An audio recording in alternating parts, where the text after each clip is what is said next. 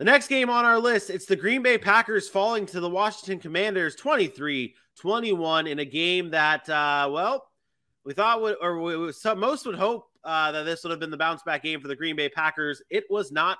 Aaron, this was not your breakout game for Aaron Jones. This was not the bounce back game for the Green Bay Packers. All in all, this was not a great showing from a team that we will have high hopes for and have not lived up to expectations. With that being said, it is now time to bring on our guy. We're going to go from – I'm trying to coin this new segment, and I'll work out the kinks eventually. But we're going to go view from the seats with our guy, Tyler the intern. Welcome onto the show. Once I get this graphic down, there's a lot of graphics here today, gentlemen. Tyler, oh my goodness, we can't see him. We can't see him. Hey, this is better. This is better. Like, you might as well just call it you can hear the Packers funeral procession just driving down the road. Can I say something, Vinny? Don't disrespect me like that. What? Why do you always mix our conversations? I said Aaron Jones was going to have a breakout game in fantasy and he was going to score 30 points. How many fantasy points did Aaron Jones have? Well, I guess you're right. There you go. Merry Christmas. Happy the hell up when you're talking to me. Hey, you shut your mouth when you're talking to me. Yeah, okay. Yep. Congratulations, Aaron Jones, on your huge fantasy day. You did nothing to help the Green Bay Packers win this football game. I'm just kidding. He didn't get the opportunity. I'm kidding. Relax. Jesus Christ, relax. man. I call out AJ. I call out Dylan. When you make a mistake, I'm calling you out. Hey, I am the host. I'm allowed to make mistakes. I got 30 million things going on over here producing the show. Back off. All right. Green Bay Packers lose this game 23-21. Now move to 3-4 on the year. Not what was expected from this team. I mean, the Packers the past few years under Matt LaFleur has not lost this many games at all. He's tied the most losses he's had in a season. Tyler, what's going on in Green Bay, man? Is this it? Are we done with is this it for the Packers? Are they done? I mean, I think we started to see this last year in the playoffs. We get punched in the mouth one time, we can't retaliate. It's been the same thing that we saw against the 49ers in the playoffs. We've been seeing it so far this year against the Vikings and against Giants, Jets, and now the Commanders. We get punched in the face. They start to actually play well, and we just crumble. We can't do anything to stop a team defensively. It seems like we get away from our two best players in the running game with A.J. Dillon and Aaron Jones, and it's just difficult to see because it's like you can obviously tell Rodgers is hurting with his hand injury that he's been having, and it just looks like that he's trying to force different stuff to try to win the game, and it's just not working. Aaron?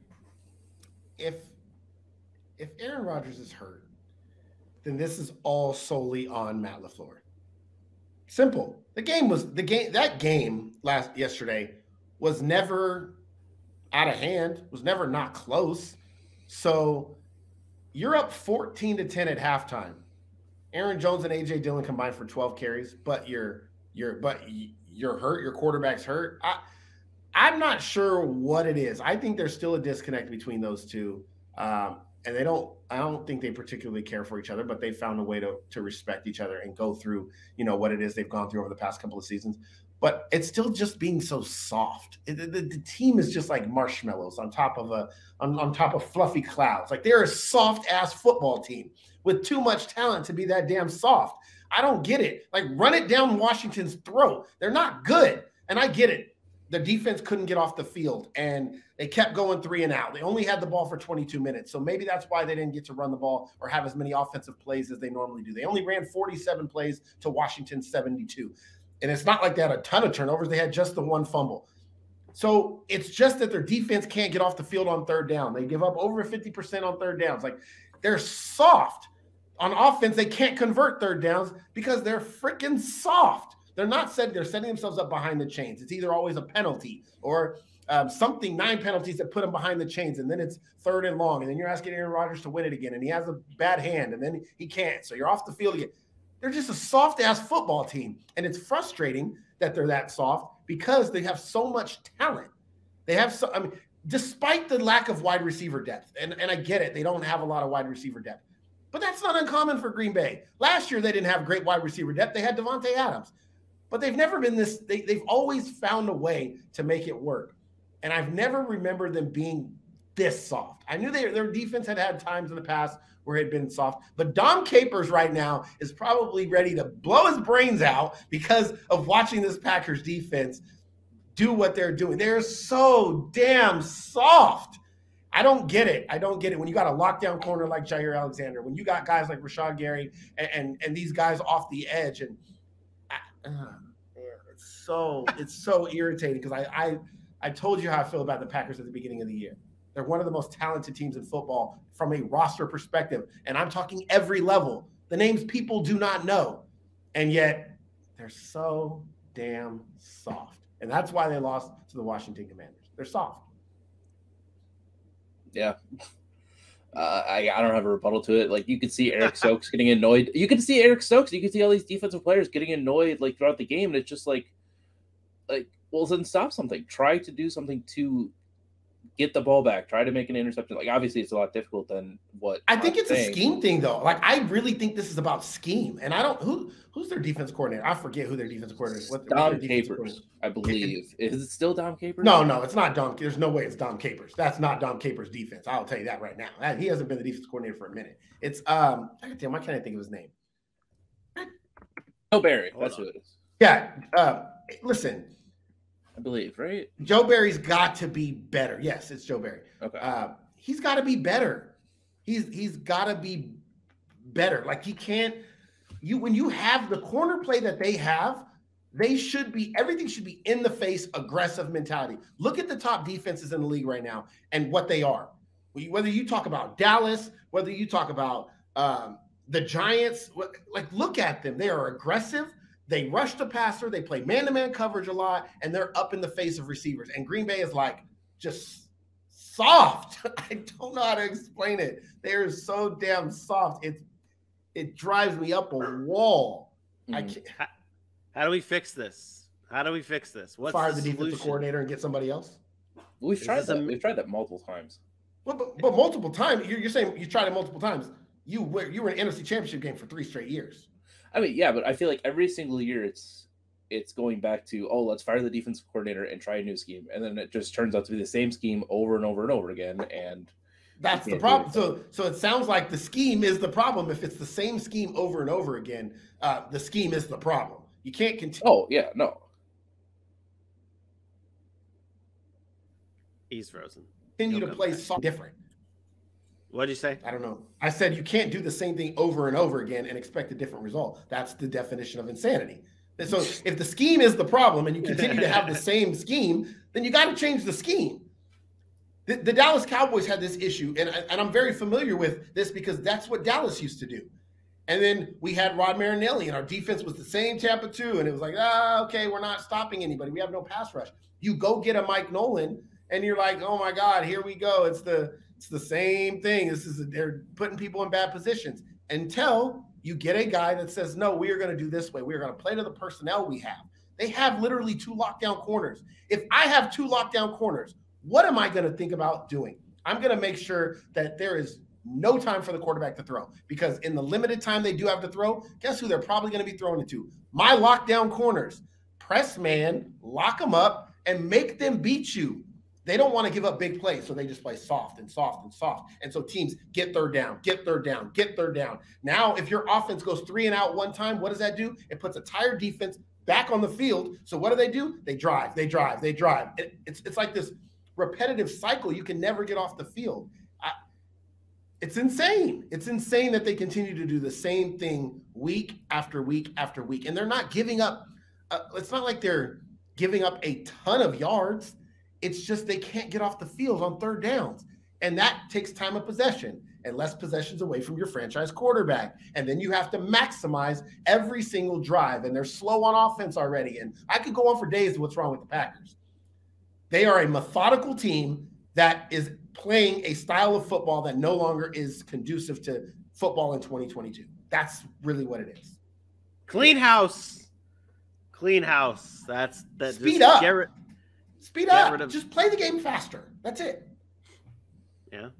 Well, I have some highlights of Aaron Rodgers, and this is one. Just him saying, "What the fuck are we doing?" And then the one that's gone viral. He's dead. He's not dead. That was 7 games of frustration of an all-time, and listen when I say this, an all-time great talent that's wasting the end of his career, basically, at this point. You think he knows? You think we see Aaron Rodgers leave after this year? Yes. I think he retires. I think if we get smacked by the Bills, he's going to retire after the Bills game. No, he won't. He won't. Well, okay. I'm going to say this right now. I think if we get killed by the Bills, I think it's time to obviously look at us in like a sort of like look in a mirror and be like, okay, what are we doing? What do we want to do? Obviously, we have Aaron Rodgers still. I think we still have him for like 2 years. What are we doing? What is our fundamentals of offense now? Because like right now we're just trying to go through Aaron Rodgers, and obviously he's at the tail end of his career. Yes, he just won 2 back-to-back MVPs, but that was like our Super Bowl window right there. Was the last 2 years. Didn't get it done. Now what are we gonna do? We lost Devontae Adams. We lost some key defenders. We did get some that we re-signed with Rasul Douglas, Devondre Campbell, and all them, but we still lost some pretty good depth with Darius Smith. We lost Billy Turner. We're losing pieces on the offensive line. So it's like we really need to take a step back and be like, okay, what are we doing? Where are we going to go from here? I'm gonna say this now, and we can wrap this up here because we got more games to cover. I could see Aaron Rodgers retiring after a bad year, and then the Packers get a high draft. They get a high draft pick, and it's like almost similar to like the Chargers in 2020. Like they had that high draft pick to go get Justin Herbert. And then the team around Justin Herbert was already like pretty damn good because it was just a bad year with Phillip Rivers beforehand. And they had the talent around him still. And it's like, oh, this team is too good to have a top 5 pick, but they do because they had that one bad year and it gives them their franchise quarterback again. And it's like, I can see that happening. I don't want it to happen. I wouldn't want it to happen either. As someone who lives in the top 5 of the NFL draft as a Jaguars fan, they're not going to take a quarterback. They're not going to take a quarterback. They have Jordan. Then what's the point of keeping Jordan Love? They should just let Jordan Love get out of there. Like, they don't know what they're doing. Listen, you guys are overanalyzing. They just soft. They just suck. They're just soft. It's a mentality. The reason the Giants are kicking everybody's ass right now is because they're not soft. Soft football teams lose games. They're soft, and I'm not saying the players are soft.